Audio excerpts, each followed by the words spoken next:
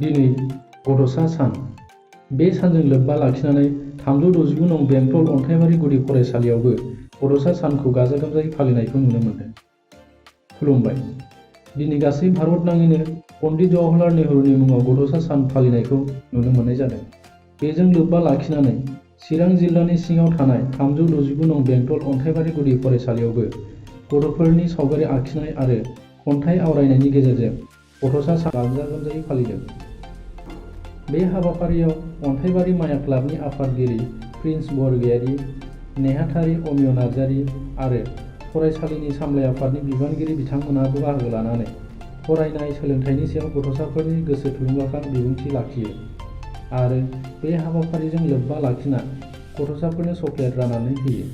मख'नो गोनांदि बे 369 नं बेंटल अन्थाइबारि गुदि फरायसालिया गंसे सरकारि फरायसालिब्लाबो गोबां जेंना जेंसिजों थाखो सोलिनाङो होनना फरायसालिनि लोगो फोरोंगिरिया खौरां बिजोंनि गेजेरजों दुखु मोननाय फोरमायो।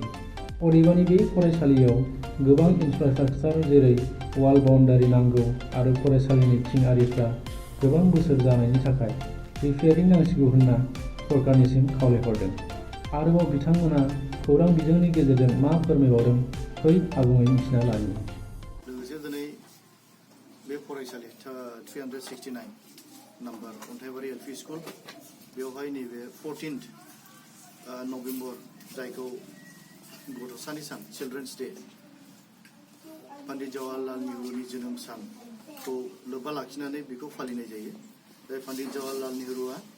गथ'फोरखौ अनग्रामोन आरो गथ'फोरखौ लाइक खालामग्रामोन होननानै जोङो हिस्ट्रिया मिथियो। आं सानो बियो गथ'फोरजों खुब क्लसमोन आरो बियो गथ'फोरखौ इनायनो अनोमोन आरो दा बेखौनो बेस खालामनानै बिनि कनसेप्ट बिनि मोनसे केरेक्टारखौ बेस खालामनानै नै बिनि जोनोम सानावनो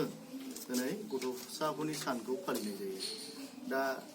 बे गथ'साफोरनि सानाव बयबो जोंनि हादोराव थानाय बयबो गथ'फोरनिसिम आङो अन्थाइबारि गामिनि जानानै आङो बयखौबो आरो बे हादोरनि सासे सिटिजेन जानानै बयनिसिमबो गथ'फोरनिसिम आङो चिल्ड्रेन्स डे नि मुङै गाहाम हामलायनाय बावहरनाय जाबाय। लोगोसे दिनैहाय बे फरायसालियाव फैनानै जों नायनो गोजोननाय मोन्दों। लोगोसे बे फरायसालिनि 32 जनसो गथ'साफोर लोगोसे 4सो फोरोंगिरिफोर बे फरायसालियाव दङ। दिनै 14 नभेम्बरावहाय बे फरायसालियाव फैनानै जोङो फिसा अन्थाइबारि गामि कमिटिनि जानानै जाय अन्थाइबारि गामि कमिटि आंनि ओरै आगदाजों दङ जे गामि कमिटिनि मानगोनां आफादगिरि आदिजन आरो ओरै आंनि आगसिजों दङ जोंनि अन्थाइबारि माया क्लाब एन्ड लाइब्रेरिनि प्रेसिडेन्ट। जोङो बाहाय भिजिट खालामफैनानै जोङो उन्दै मोनसे प्रग्राम लादों हाबाफारि बिनि गेजेरजों जों गथ'फोरजों रायलायनो मोनबाय, एक्टिभिटिस पारफर्म खालामनो मोनबाय, फोरोंगिरिफोरजों रायलायनो मोनबाय आरो गथ'फोरनो जोङो अननायनि नेरसोन हिसाबै जोङो चकलेट होबाय। जोङो खुब गोजोननाय मोन्दों नैबे हाबाफारिनि थाखाय। बेनि गेजेरजों आं दिनै गामि कमिटिनि जानानै आङो ओनसोलनि जानानै बेखौसो मोनसे खावलायनो सानदों जोंनि सोलिबाय थानाय जोंनि सरकारा गथ'फोरनि सायाव बा फरायसालिनि सायाव फरायसालि इडुकेसन सेक्टर होनना बुङोब्ला बाहाय गोबां माने फोसाबनांगौ मावनांगौ थालांनाय आरो आद्रा थानायफोर गोबां बिसयफोर दङ जायखौ दिनै फोसाबनांगौ दं आरोखि।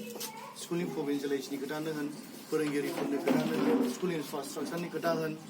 आरो जोंनि गोबां फरायसालिया दिनैहाय मा होनना बुङो गोबां जेंनाफोरजों दिनै जुजिनानै दं। बाहाय आङो नुदों क्लास 5 सिम थायो मोनसे एलपि स्कुला आरो बेनिफ्राय सेक्सन थाबावो आरो गुबुन जाथिफोर थाब्ला आरो बेलेग सेक्सन थाबावो। बेखौ नायोब्ला जोंनि बे अन्थाइबारि एलपि स्कुलावनो अन्तत दिनैनि दिनाव फोरोंगिरिफ्रा जथेस्थ' गैया होनना आं सानो आरो बाहाय जथेस्थ' इनफ्रास्ट्राकचार डेभेलप जायाखै आरो अब्ला फैगोन दहाय जों एसे सिगां जोंनि मेडामा बुंलांबाय जे गथ'फ्रा मोनसे फाउन्डेसन इडुकेसनखौ बहा मोनो एलपि स्कुलावनो मोनो। फाउन्डेसन थिग जायाब्ला बेनि फिउचारा थिग जानाय नङा इडुकेसनेल केरियारा। बेखायनो नैबे फाउन्डेसन इडुकेसनेल सेक्टरावनो जोंनि हादोर दैदेनगिरिफ्रा जेन बांसिन फकास खालामो आरो फरायसालिफोरनि जेसेबांखिनि जेंना दङ, फोरोंगिरिफोरनि जेसेबां जेंना दङ बे गासैबो अभारअल इनभाइरनमेन्टखौ थाबैनो सुस्रांनानै होनानै मोनसे फेभरेबल सिटुएशन्स मोनफ्रोमबो फरायसालियाव जेन जोंनि हादोर दैदेनगिरिफ्रा क्रिएट खालामनानै होयो जाय सिटुएशनखौ लानानै बाहायनि फोरोंगिरिजों लोगोसे बाहायनि फरायसाफ्रा मोजां मोनसे इनभाइरनमेन्टआव मोजां सोलोंथाइ मोननानै जे प्रपार डेभेलपमेन्ट जेन जायो जायखौ लानानै जोङो बुंनो हायो जे जोंनि हारिनि हादोरनि फिउचारा बे गथ'फोरनावनो बेस खालामो जुदि जोङो बेयावनो जों फकास खालामाब्ला गाबोन जोंनि फिउचारा खोमसि जाहैगोन खिन्थु आं दिनै दुखुनांथावै माब्लाबा आं नुयो जोंनावहाय गोबां फरायसालिफोरखौ नोजोर होग्रा आफादफोर दङ लोगोसे जोंनि हादोर दैदेनगिरिफोर दङ SMCफोर दङ माब्लाबा जोंनि फरायसालिफोरखौ नोजोर होग्रा आफाद दिनै आबसुनो बनसुनो गोबां रोखोमनि दङ आरो साहित्य सभानो आरो जोंनि हादोरनाव जायफ्रा दैदेनगिरि एजुकेसन डिपार्टमेन्टआव जायफ्रा मावो EM जानानै ना बिथांमोननि रेसपन्सिबिलिटिया बांसिन थायो खिन्थु आं बिथांमोनखौ माब्लाबा नुयो फरायसालिनि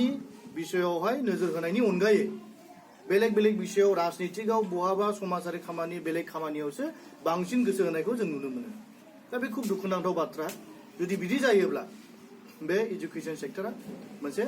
सोलोंथाइ बिफाना नेग्लिजेन्सि जुदि खालामजानाय जायोब्ला बाहाय जोंहा हारिनि आरो हादोरनि आरो गथ'फोरनि फिउचारनि गेदेर मोनसे जोंहा लस दङ जाय लसआ जों बयनिबो जागोन फिउचाराव हादोरनिबो जागोन न'खरनि जागोन व्यक्तिगतनिबो जागोन आरो जोंनि समाजनिबो बे मोनसे गिदिर खहा जागोन दा बे जोंनि थाखाय बिराद मोनसे सिरियास मेटार बेखायनो आङो दिनैनि 14 नभेम्बर जे चिल्ड्रेन्स डे गथ'साफोरनि दिन बे दिननि गेजेरजों आङो बयनिसिमबो एडमिनिस्ट्रेटिभआव थानाय समाजाव थानाय आफादारि हान्जाफोर बयखौबो आङो गुरै रावै आं खावलायनो सानो जे बे एजुकेसनेल सेक्टराव बे बेसिसाव जोङो बयबो गोसो होनानै जोङो आखाइ हमलायनानै जोङो बेखौ गोजौथिङै लांनायावहाय जों बयबो गोसो होनो हामबायसै आं फंनैसो बाथ्रा बुंनाया आङो बेयावनो